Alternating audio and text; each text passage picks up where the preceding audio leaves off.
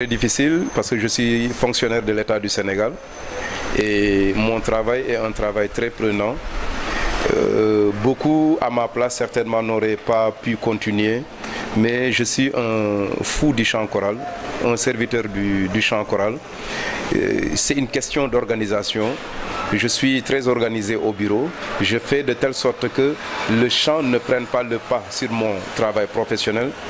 Et je fais de telle sorte qu'une fois engagé, je me donne à fond. Et pour vous dire, il m'est arrivé de terminer une répétition à 22 heures et de retourner au bureau, continuer mon travail. C'est une question d'organisation. Cela n'a jamais été un handicap pour moi. Au contraire, sur le plan professionnel, le fait de chanter participe à mon équilibre et me permet de mieux me donner au niveau de mon travail professionnel. Le choriste doit d'abord se dire qu'il fait partie entièrement de la liturgie. La chorale fait partie entièrement de la liturgie et le choriste, lui, il doit se mettre dans une attitude de prière. Nous aimons nous targuer de cette belle formule de Saint-Augustin qui disait que chanter bien, c'est prier 2 fois, mais c'est nous mettre d'abord dans une attitude de prière. Le choriste doit comprendre qu'il vient à la messe, il fait partie de la messe, il participe à la messe et il aide l'autre à prier.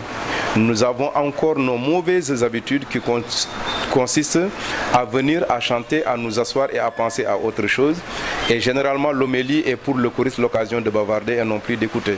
Ce sont ces petites imperfections-là que nous devons corriger.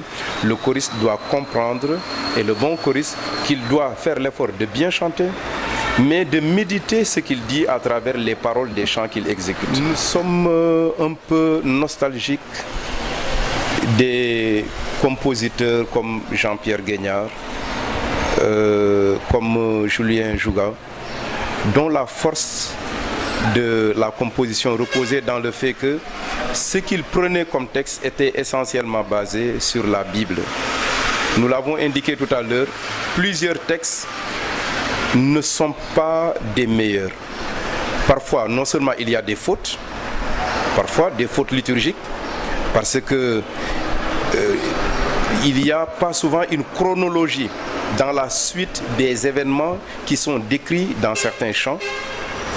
Vous voyez des phases qui concernent la résurrection, d'autres phases qui se trouvent dans la vie de Jésus qui n'ont absolument rien à voir. Et vous prenez toutes ces phases-là que vous combinez pour en faire un chant. Parfois, il y a une certaine antinomie et vous voulez en faire un chant de résurrection. Donc, il y a à méditer la Bible avant d'aller composer et se laisser inspirer par l'Esprit Saint. Il y a des musiques de qualité, il y a des compositions de qualité, mais tous les maîtres de chœur devraient faire l'effort de lire la Bible, de se laisser inspirer par l'Esprit Saint avant de composer.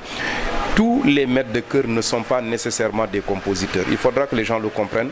Et forcer l'inspiration apparaît nécessairement dans certains chants que nous exécutons où on sent que l'on a forcé. Et ce sont ces chants-là, généralement, où vous avez 5 refrains différents pour un seul chant.